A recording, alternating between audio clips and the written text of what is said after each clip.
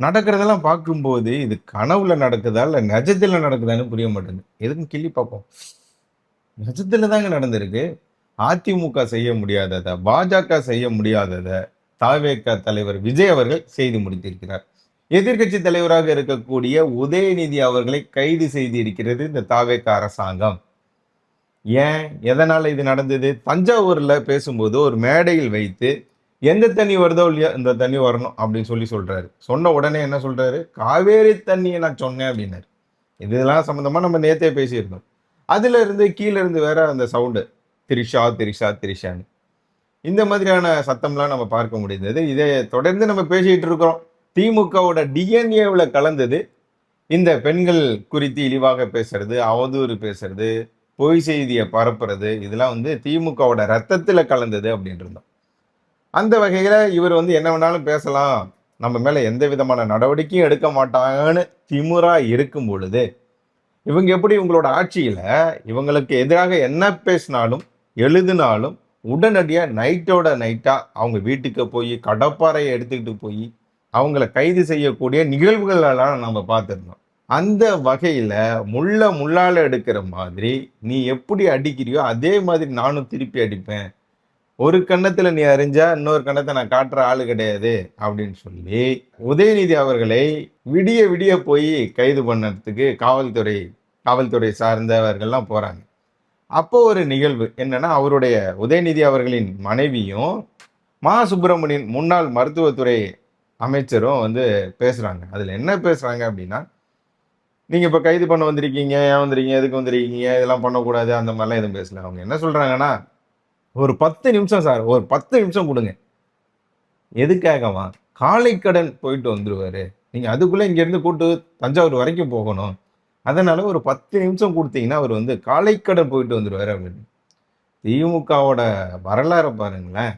ஏற்கனவே செந்தில் பாலாஜி பேண்டில்ல போனாரு. உதயநிதி அவர்கள் இதுக்கு போறதுக்கு 10 நிமிஷம் டைம் கேட்குறாங்க. இதுதான் வந்து திமுக வந்து யாருக்கும் பயப்பட மாட்டோம், தொட்டு பார்க்காத அப்படின்னு சொல்லி ஸ்டாலின் அவர்கள்லாம் வீடியோ போட்டார். யாருக்கு? செந்தில் பாலாஜிக்காக வீடியோ போட்ட ஸ்டாலின் அவர்கள் தன்னுடைய மகனுக்காக வீடியோ இன்ன வரைக்கும் போடல. ஏதோ கருத்துமே இது வரைக்கும் தெரிவிக்கலன்னு நினைக்கிறேன். இந்த வீடியோவ அதாவது உதயநிதி அவர்களை கைது செய்து கூட்டிட்டு போற வீடியோவ செந்தில் பாலாஜியும் அவருடைய தம்பியும் எப்படி பார்க்குறாங்க தெரியுங்களா? ஏதோ இதுல மரத்துக்கு பின்னாடி நின்னு மறைவா அந்த வீடியோ அப்படி பார்த்துக்கிட்டு அப்படியே கண் கலங்குறாங்க. அப்படியே ஃபோன் பேசுறாங்க. இவங்களோட நிலைமையே வந்து மதில் மேல பூனை மேல மாரி இருக்கு. இவங்க இந்த வீடியோ பார்த்து கண்ணீர் சிந்திட்டு இருக்காங்க. திமுகவுக்கு இந்த மாதிரி ஒரு நிலைமை வரும்னு யாருமே நெனச்சு பார்த்திருக்க மாட்டாங்க. நான் கூட நெனச்சு பார்க்கல. யாரையாவது வந்து பாஜகவினர் வந்து கைது செய்வாங்க, நடவடிக்கை எடுப்பாங்க அப்படின்ற மாதிரிலாம் போயிட்டு இருக்கும். ஆனா, அது தள்ளி தள்ளி போயிட்டு இருந்து செந்தில் பாலாஜிய கைது பண்ணாங்க. இதெல்லாம் நம்ம பார்த்திருக்கோம். ஆனா, இப்போ பொன்முடிக்கும் வந்து ஆப் அடிச்சாங்க. ஆனா, அவரு வந்து உடம்பு சரியில்ல அப்படின்னு சொல்லி காரணம்லாம் காட்டிட்டு இப்ப வெளிய சுத்திட்டு இருக்கிறாரு. நேரும் வெளிய சுத்திட்டு இருக்கிறாரு. துரைமுருகனும் வெளிய சுத்திட்டு இருக்காரு. அனிதா ராதாகிருஷ்ணனும் வெளிய சுத்திட்டு இருக்காரு. ஆனா, அவங்க மேலலாம் பல வழக்குகள் இருக்கு. சிக்குவாங்க அப்படின்னு நம்ம எதிர்பார்க்கும்போது, நீங்க என்னய்யா சின்ன மீன போட்டு பெரிய மீன புடிக்கிறது? நான் முதலையவே புடிக்கிறேன் அப்படின்னு சொல்லிட்டு, நேரடியா தலைமைக்கே வந்து கொக்கிய போட்டு தூக்கியிருக்கு தாவேக்கா அரசாங்கம். விஜய் அவர்களுடைய இந்த நடவடிக்கை என்பது பல தரப்பினரும் வந்து பாராட்டிட்டு இருக்கிறாங்க.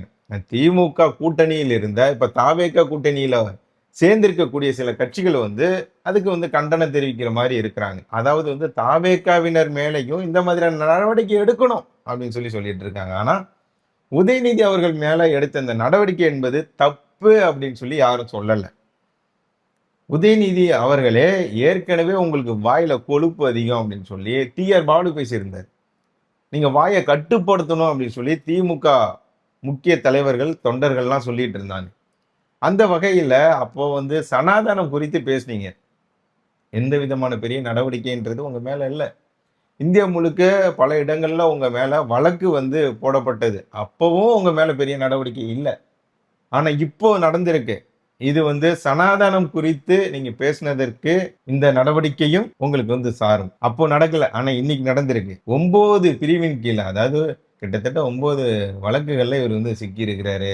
அநேகமா என்ன சொல்றாங்கன்னா, இவர் மேல வந்து குண்டாஸ் போட போறாங்கன்னுலாம் சொல்றாங்க. உண்மை என்னன்றது தெரியல. கைது செய்ய போம்போது இவரோட அந்த ஃபேஸ் ரியாக்ஷன நீங்க பார்த்திருக்கணும். அப்படியே அமைதியா அப்படியே உட்கார்ந்திருக்கிறார். அவரு என்னன்னா காவல்துறையினர் சொன்ன உடனே அவர் வந்து எழுந்திரிக்க போறாரு. சரி நான் வரேன்ப்பா அப்படின்ற மாரி இருக்கும்போது, செந்தில் பாலாஜி அதாவது வந்து சேகர் பாபு வந்து அதெல்லாம் விட முடியாது. அது எப்படி அப்படின்னு சொல்லி அவரு ஒரு பக்கம். அவரு சபரீஷன் ஒரு பக்கம்.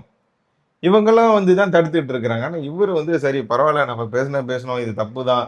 வந்துட்டாங்க கிளம்புவோம் அப்படின்னு சொல்லி இவரு கிளம்பும்போது, அவங்க விடமாட்டேன் அப்படின்னு சொல்லி தடுத்துட்டு இருக்காங்க. நீங்க என்னதான் தடுத்தாலும் கண்ணா, நாங்க உட்டுட்டு போறதா இல்ல. நாங்க கண்டிப்பா தூக்குறோம் அப்படி சொல்லி தூக்கிக்கிட்டு, தஞ்சாவூர் தூக்கிட்டு போயிட்டாங்க. இல்ல அந்த 10 நிமிஷம் கேட்டாங்கல்ல, ஆய் போணும். ம். இதுக்கு போணும் அப்படின்னு சொல்லி கேட்டாங்கல்ல. அதுதான் வந்து என்னன்னா, எவ்வளோ பெரிய கட்சி. இதுல என்ன வேடிக்கையா இருக்கு அப்படின்னா, சோசியல் மீடியாலாம் நம்ம பார்க்குறோம். ஒரு நாள் முதல்வன், அதாவது ஒரு நாள் முதல்வன்னா அர்ஜுன் நடிச்ச அவரோட படத்துல, அவர் வந்து கைது செய்ய போவாரு. அப்போ வந்து அவங்க ஆட்கள்லாம் வந்து கக்கூஸ்ல போய் ஒளிஞ்சிட்டு இருப்பாங்க. அந்த ரகுவரனோட ஆட்கள். அந்த வகையில இப்போ இவர வந்து உதயநிதி அவர்கள கைது செய்யலான்னு போம்போது, "இல்ல 10 நிமிஷம் குடுங்க, ஆய்ப்பேட்டுக்கு வந்துருவாரு" அப்படின்னு சொல்லி சொல்றத வந்து சோசியல் மீடியாக்கள்லாம் ரொம்ப வைரலா போயிட்டு இருக்கு இந்த சம்பவம். அது கூட இத வந்து சேர்த்து வச்சு பேசிட்டு இருக்கிறாங்க. இதுல ஸ்டாலின் அவர்கள் ஏன் இன்ன வரைக்கும் பேசாம அமைதியா இருக்கிறார்ன்றது நமக்கு புரியல. விஜய் அவர்கள் வந்து ஒரு வீடியோல பேசியிருப்பாரு. என்னன்னா, ஒரு நிகழ்ச்சியில பேசியிருப்பாரு. எல்லாத்துக்கும் பேசாம அமைதியாவே இருந்து நான் வந்து சாதிக்கிறவன். என்ன கொஞ்சம் லேட்டா நடக்கலாம். ஆனா கண்டிப்பா நடக்கும் அப்டின்ட்டு இருந்தாரு. அந்த வகையில இப்போ திமுக கூட இவரு இணக்கமா போறாரா? இல்ல என்ன பண்ண போறார்ன்னு சொல்லி பல தரப்புல இருந்து கேள்விய முன்வைக்கும்போது, நான் பாரு உதயநிதியவே தூக்கி காட்டுறேன் அப்டின்னு சொல்லி தூக்கி இருக்கிறாரு. இதுல நம்ம குறிப்பா பார்க்கும்போது, பாரத பிரதமர் நரேந்திர மோடி அவர்கள் என்னெல்லாம் செய்யணும்னு நெனைச்சாரோ, அதெல்லாம் விஜய் அவர்கள் கனக்கச்சிதமா செஞ்சுட்டு இருக்கிறாரு. ஸ்டாலின் அவர்களை தோற்கடித்தார். திமுகவை தோற்கடித்தார். உதயநிதி அவர்களை கைது செய்திருக்கிறார். இது வந்து சனாதனத்திற்கு எதிராக பேசினார்ல, அதுக்கான தண்டனையா கூட இத நம்ம பார்க்கலாம். ஆகவே சனாதனவாதிகளே இத வந்து ஒரு தீபாவளி போல நீங்க கூட கொண்டாடலாம், இந்த சம்பவத்த. ஆனா தமிழகம் முழுக்க திமுகவினர் ஆர்ப்பாட்டம், போராட்டம் பண்ணியிருக்காங்க. களத்துல இறங்கிட்டு இருக்காங்க. இதுல பொதுமக்களுக்கு இடையூறு ஏற்படுத்துற மாதிரியாக சில சம்பவங்கள்லாம் செஞ்சுட்டு வராங்க. அதுக்கு ராஜ்மோகன் கூட அவரு வந்து பதில் குடுத்திருக்கிறாரு. இந்த மாதிரி பொதுமக்களுக்கு இடையூறு பண்ற மாதிரி ஏதாவது பண்ணீங்கன்னா, அதற்கான தண்டனையும் உங்களுக்கு கொடுப்போம். சட்டப்படி நடவடிக்கை எடுப்போம்ன்னு சொல்லி அவர் பேசியிருக்கிறார். இதைத் தொடர்ந்து மோடி அவர்கள் செய்யணும்னு நினைச்சத விஜய் அவர்கள் செய்கிறார். உதயநிதியை கைது செய்திருக்கிறார்.